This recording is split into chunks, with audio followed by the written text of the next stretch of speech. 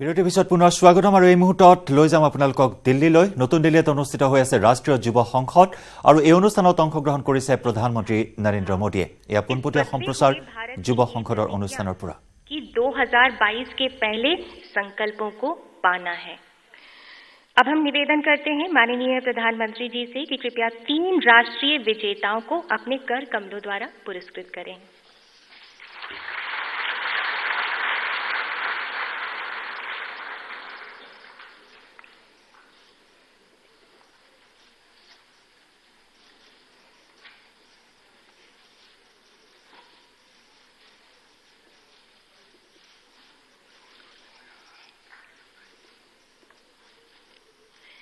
प्रथम पुरस्कार प्राप्त किया है महाराष्ट्र की श्वेता उमरे ने। इन्हें मिल रहा है 2 लाख रुपए का पुरस्कार।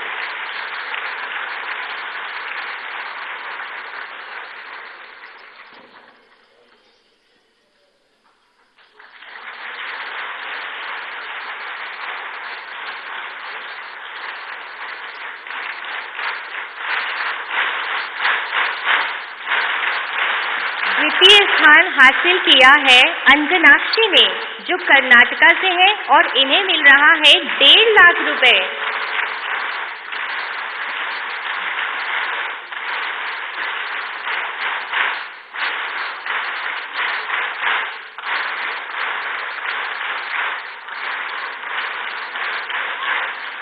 तीसरा स्थान रहा ममता का, जो कि बिहार से है, और इन्हें दिया जा रहा है 1 लाख रुपए।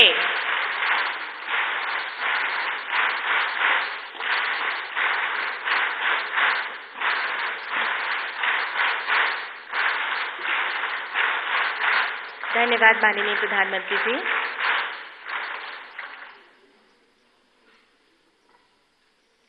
बहुत बहुत धन्यवाद माननीय प्रधानमंत्री जी।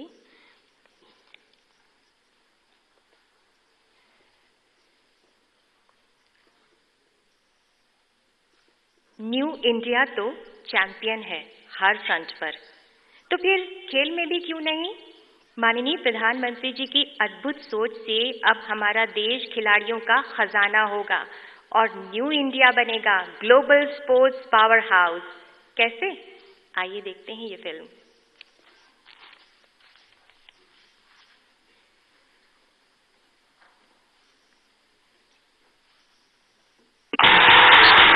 आओ खेले भी खिले भी। मैं हूँ जया और ये है मेरा दोस्त विजय और हम हैं खेलो इंडिया के मैस्कॉट।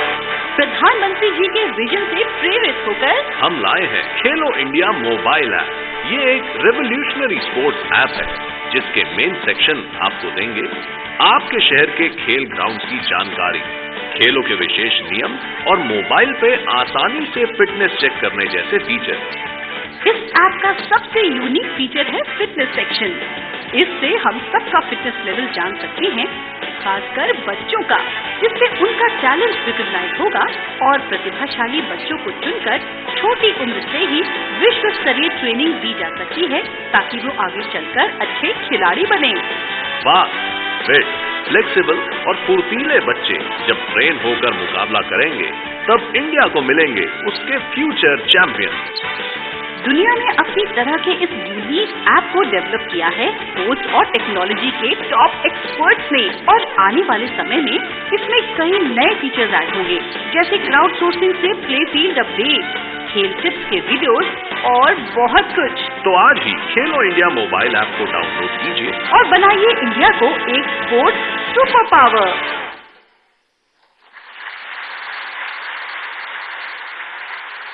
और अब हम माननीय प्रधानमंत्री जी से विनम्र आग्रह करते हैं कि कृपया खेलो इंडिया मोबाइल ऐप अपने कर कमलों द्वारा लॉन्च करें।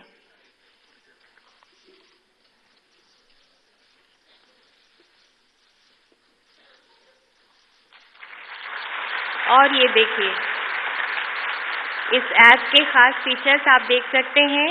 खेल के नियम, खेल के मैदान, सुविधाएं, फिटनेस की जानकारी, सब कुछ आपकी हथेली पर। और ये ऐप हम आपको बता दें कि सभी मोबाइल पर आप पा सकते हैं।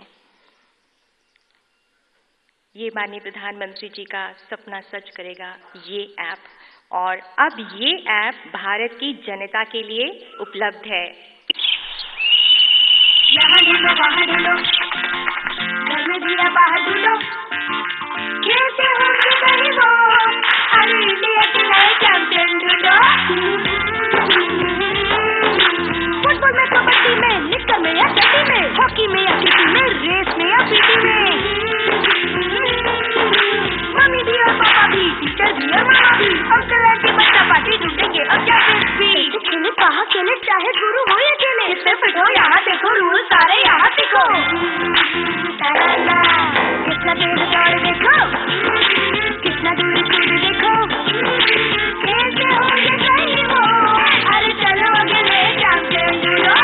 खेले भी खिले भी। खेलो इंडिया ऐप के साथ आप भी ढूंढ सकते हैं अगले चैंपियंस। तो कोई फोन न रह जाए जिसमें ये ऐप ना हो, ताकि कोई चैंपियंस ना रह जाए जो डिस्कवर ना हो। अरे चलो अगले चैंपियन ढूंढो। खेलो इंडिया ऐप, चलो चैंपियंस ढूंढे। धन्यवाद माननीय। देश सेवा का व्रत लिए माननीय प्रधानमंत्री जी कर्तव्य पथ पर निरंतर बढ़ रहे हैं। जन गण के मन की नई आशा है माननीय प्रधानमंत्री जी। 125 करोड़ का भरोसा और गर्व है माननीय प्रधानमंत्री जी।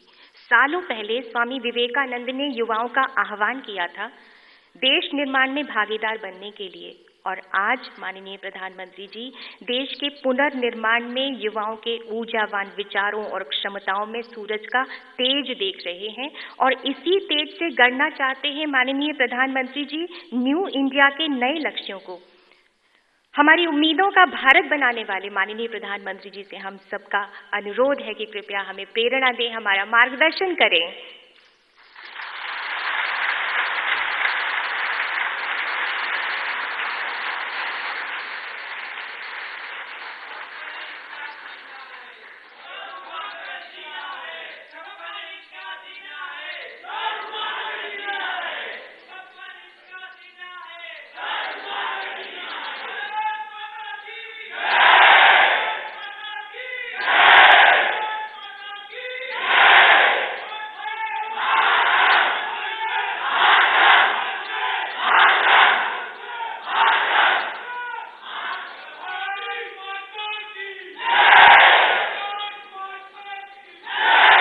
मंच पर विराजमान मंत्री परिषद के मेरे युवा साथी श्री राजवर्धन सिंह राठौड़ जी,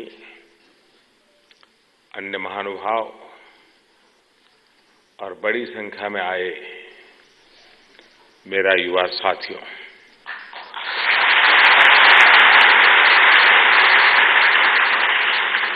मेरे सामने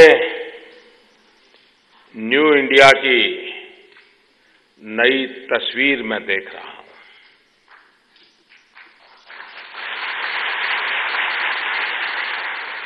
देश के कोने कोने से भाषा भूषा की विविधता लिए रंग बिरंगी माला रूपी मां भारती के आप सभी मनकों का मैं अभिवादन करता हूं।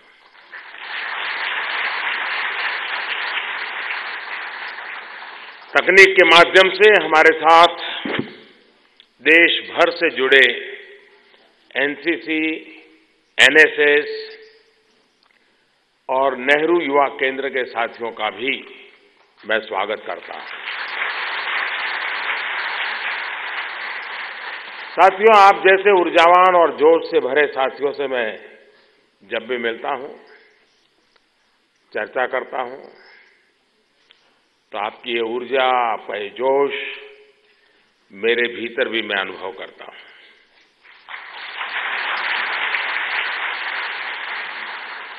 आप बीते 2 दिन से यहां पर देश और समाज से जुड़े महत्वपूर्ण मुद्दों पर चर्चा कर रहे हैं। चर्चा की यही भावना, संवाद की यही प्रक्रिया देश के जनतंत्र को सशक्त करती है।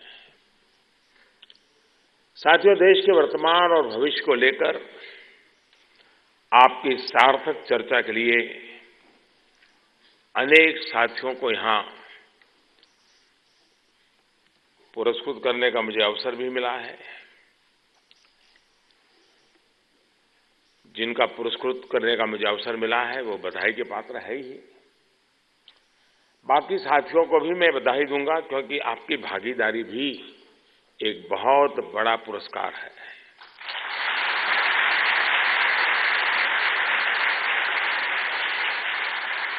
साथियों, इन विचारों को लोकतंत्र, देश और समाज के विमर्श से जोड़ने की हमेशा मेरी कोशिश रही है। नेशनल यूथ पार्लियामेंट इसी कोशिश का एक हिस्सा है।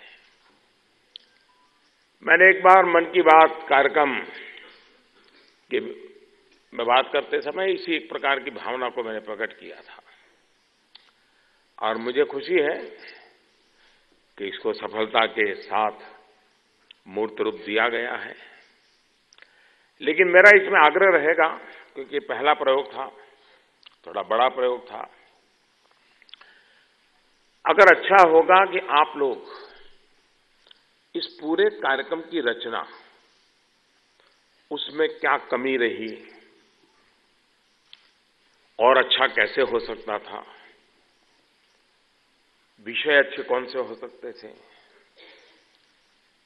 प्रादेशिक भाषाओं का महत्व कैसे मिल सकता था, अगर सुझाव, और मैं चाहूंगा कि डिपार्टमेंट इसके लिए कोई ऑनलाइन व्यवस्था करे और सभी पार्टिसिपेंट्स इस कार्यक्रम की रचना के संबंध में सुझाव दे करके अगर इसको और मजबूती देते हैं और नयापन, इनोवेटिव आइडियाज देते हैं, तो ये अपने आप में एक इंस्टीट्यूशन बन जाएगा।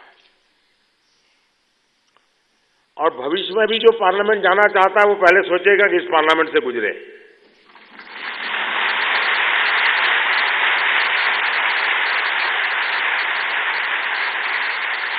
वो भी अपनी प्रोफाइल में लिखेगा कि मैं यूथ पार्लियामेंट में इतनी बार हिस्सा लिया, इतनी बार मुझे बोलने का मौका मिला, इतने विषय पर बोला, इतनी बार इनाम जीत कर गया, इतनी बार पिट करके आया।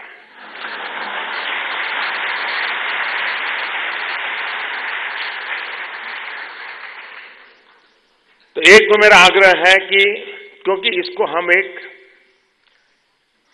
और वैसे भी जो लोग अब मुझे, क्योंकि आप लोग अगर इस प्रकार की स्पर्धा में भाग ले रहे हैं, इसका मतलब कि आप अपने सिलेबस के बाहर भी कुछ पढ़ते हैं, सिलेबस के बाहर कुछ सोचते हैं। जो सिलेबस में बंधे हुए हैं वो तो यहां नहीं आते हैं, वो वहीं टिके रहते हैं।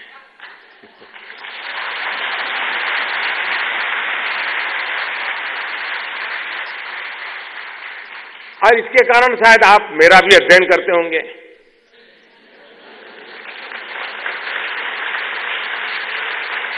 और मुझे भरोसा है कि आप वो चीज नहीं लेते होंगे जो आपको परोसी जाती होगी, आप ढूंढ करके निकालते होंगे कि सही क्या है।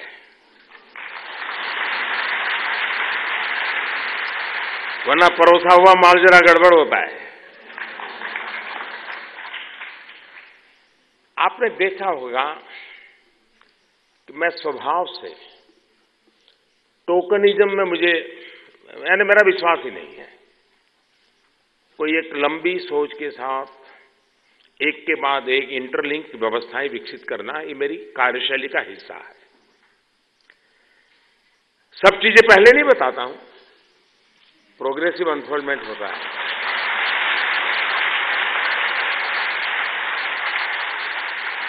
धीरे धीरे खोलता हूं। मेरे मन में एक बहुत बड़ा सपना है, उसी का एक छोटा सा हिस्सा यहां शुरू हो रहा है। और इसको अगर आपकी भागीदारी से अगर ये व्यवस्था विकसित होती है, और मैं तो चाहूंगा कि हो सके इतना जल्दी इसको सरकार से बाहर निकाल दिया जाए। या तो इसको सरकार से बाहर निकाल दे या इसमें से सरकार को बाहर निकाल दे।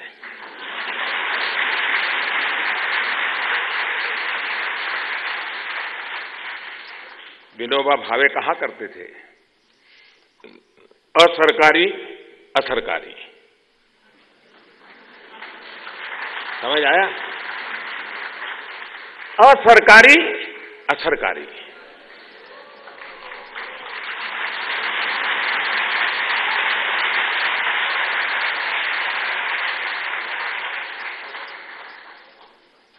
इसका रूप क्या हो सकता है? अगर मान लीजिए पूरे देश में सरकार कैटलिक एजेंट हो, सरकार उद्दीपक का काम करे, सरकार बाउंड्री तय करे, ये सब करे, इंफ्रास्ट्रक्चर प्रोवाइड करे, लेकिन पूरा इनिशिएटिव हर डिस्ट्रिक्ट में इस प्रकार के एनसीसी, एनएसएस, नेहरू युवा केंद्र, ये सब मिल करके यूनिवर्सिटी के जो चुनाव जीत करके आए हुए लीडर्स हैं, ये सब मिल करके ये लगातार डिस्ट्रिक्ट में साल में 3-3, 4-4 विषयों पर बड़ी व्यापक डिबेट है और एक माहौल बने हुए, यानी ये डिबेट है ना, फिर बड़े बड़े स्टेडियम में करनी पड़े डिबेट, 25-25, 50 हजार लोग सुनने आ जाए और देखें हमारे बच्चे क्या बोल रहे हैं, क्या सोच रहे हैं। ये हो सकता है कि नहीं हो सकता है? लेकिन आप कहेंगे करेंगे कौन? और इसलिए क्या हम इसको उस दिशा में ले जा सकते हैं क्या, ताकि ये व्यवस्था ज्यादा विकसित हो, इसका लाभ मिले। दूसरा, वक्तृत्व ये सिर्फ शब्दों का श्रृंगार नहीं होता है, वाणी का आरोह अवरोह नहीं होता है।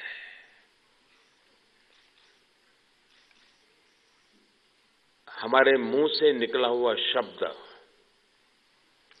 सही जगह पर तीर की तरह जाना चाहिए।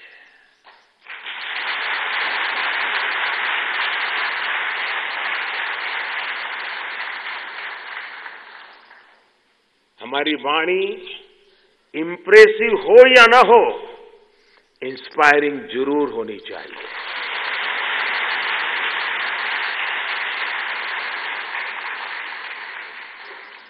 महात्मा गांधी से शायद बड़ा कम्युनिकेटर पिछली शताब्दी में तो मुश्किल है मिलना। वो कोई वक्तृत्व शैली के धनी नहीं थे और नहीं कि उनके पहनावों में कोई इंप्रेशन करने का कोई प्रयास था, नहीं उनकी शरीर की रचना में भी कुछ ऐसी चीज थी। आप कल्पना कर सकते हैं, ना ऑरेटरी है, न उस प्रकार का प्रभावशाली व्यक्तित्व है, लेकिन वो कौन सी तपस्या होगी कि उनका एक शब्द, और उस जमाने में व्हाट्सएप नहीं था, दुनिया के कोने कोने में पहुंच जाता था। ये जो कम्युनिकेशन है, oratory that one thing, communication are different thing. उस कम्युनिकेशन स्किल को हम कैसे डेवलप करें, और अगर हमारे देश में गांव में, शहर में, कस्बों में अगर ऐसी युवा पीढ़ी तैयार होती है जो समाज के मुद्दों पर सही तरीके से सोच करके समाज को अपनी बात बताते हैं, तो समाज का मन बनाने में बहुत बड़ा रोल कर सकते हैं जी।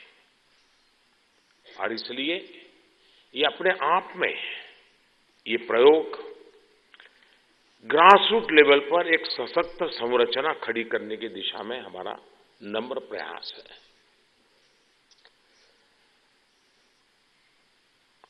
और मुझे लगता है वो दिन दूर नहीं होगा कि आप लोगों की तरफ से मांग आएगी कि 3 प्राइज देते हो तो कम से कम एक पुरुषों के लिए रिजर्वेशन दिया जाए।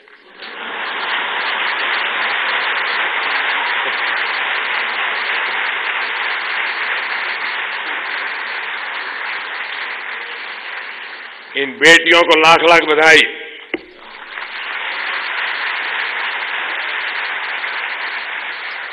तीनों बेटियों ने मैदान मार लिया।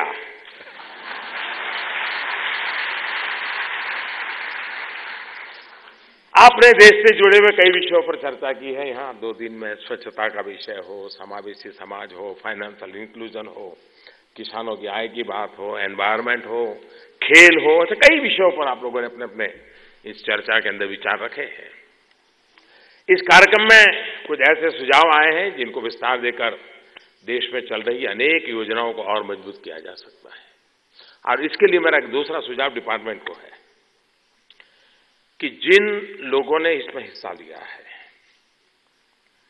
उनसे उनकी स्पीच राइटिंग में मांगी जाए, ऑनलाइन वो करें, और उसमें उनको भी कहा जाए कि आपने जो बोला था, जो लिखा है, उसमें से एक उत्तम वाक्य इसमें से ढूंढ करके आप निकालो, खुद ही अपना एग्जामिनर।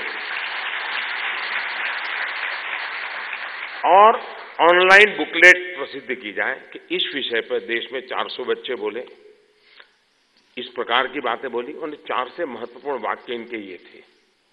अगर ऑनलाइन बुक निकले तो ये लोग भी तो उस बुक को देखेंगे और 400 को पढ़ेंगे, सुनेंगे। यानी ये ऑटो पायलट व्यवस्था हो जाएगी। अब मुझे बताइए, सर, करने में सरकार की जरूरत पड़ेगी क्या? बिना सरकार हो जाएगा कि नहीं हो जाएगा? वो इंफ्रास्ट्रक्चर प्रोवाइड करेंगे। और हर राज्य के जो टॉप 3 है उनका ऑनलाइन वीडियो भी उसमें उपलब्ध हो, ताकि किसी को उनकी स्पीच को देखना है, सुनना है तो देख सके। एक ऐसी व्यवस्था विकसित की जाए जो अपने आप में यूथ का आकर्षण बने, और हो सकता है फिर आप जब पार्लियामेंट का एजेंडा निकले तो आप भी अपने इलाके के एमपी को मेल कर सकते हो कि देखिए इस विषय पे इन बच्चों ने कहा है, अगर आपको काम आता है तो ले लो।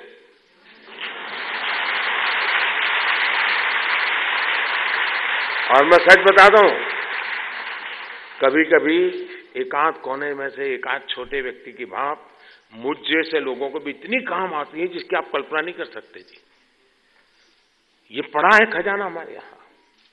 तो मेरा दूसरा एक आग्रह रहेगा कि हम इसको एक ऐसा व्यवस्था के अंदर बनाएं ताकि आगे चल करके ये अपने आप में ये उपयोगी हो, इसका लाभ होगा। ये ऐसा मंच है जो आप सभी की रॉ एनर्जी को एक शेप देगा, एक दिशा देगा। यहां से जो आइडियाज, जो सीख आप लेकर जाएंगे, उनसे ही कुछ नया सृजित होगा जो नए भारत की आत्मा, नए भारत के नए संस्कारों का निर्माण करेगा। साथियों, पार्लियामेंट जितना प्रोडक्टिव होगा, देश उतना प्रोग्रेसिव होगा। और इसलिए मैं जब यूथ पार्लियामेंट में आया हूं, हम क्या कर रहे हैं इसका जरा हिसाब भी देना चाहता हूं।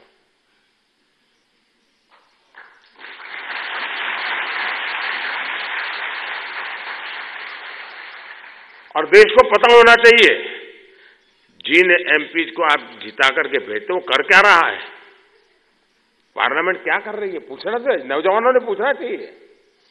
देखिए, 16वीं लोकसभा का उदाहरण देता हूं। एवरेज प्रोडक्टिविटी 85%, करीब करीब 205 बिल पास किए गए, और 15वीं लोकसभा की तुलना में 16वीं लोकसभा ने 20% काम ज्यादा किया। लेकिन मैं इससे संतुष्ट नहीं हूं। अगर मोदी है तो फिर 20 से नहीं चलता है, 200 होना चाहिए।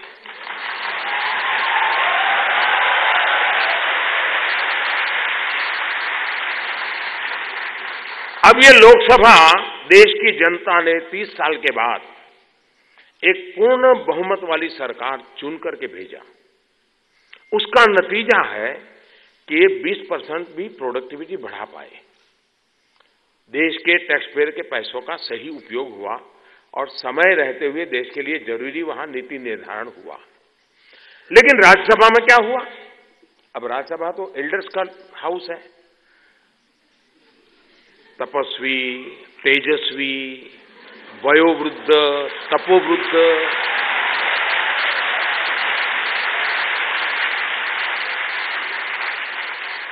वो बहुत ठंडे दिमाग से, अच्छे ढंग से ये चुन करके आए लोग है करते तो जरा उसको समझाएं। ये नहीं है ना, ये हो रहा है उल्टा।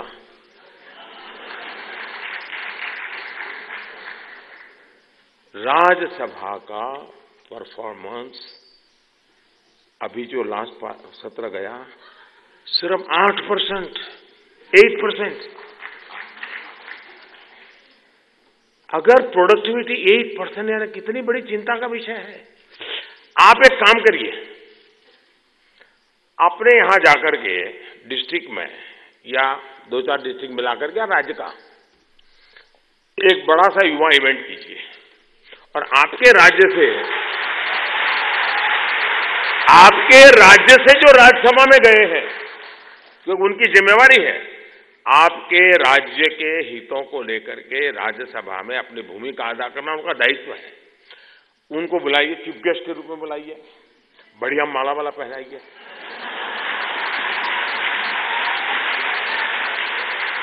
अच्छे से अच्छी शॉल उड़ाइए, बढ़िया से बढ़िया चेयर रखिए, फिर उनको रिक्वेस्ट कीजिए थोड़ा क्वेश्चन आंसर करेंगे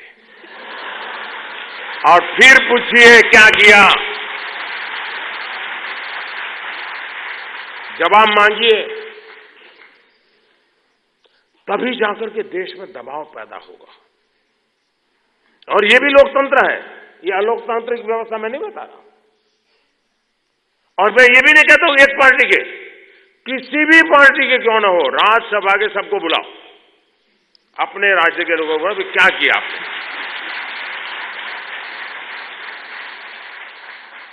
यानी देखिए एक में से कैसी दूसरी शक्ति तैयार होगी।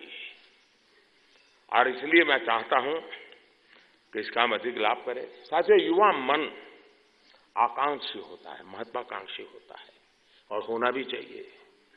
और इसकी अभिव्यक्ति करते हुए, वैसे मुझे जो ये बच्चियां बढ़िया बढ़िया कविता सुना रही थी, मुझे ज्यादा वो आता नहीं है,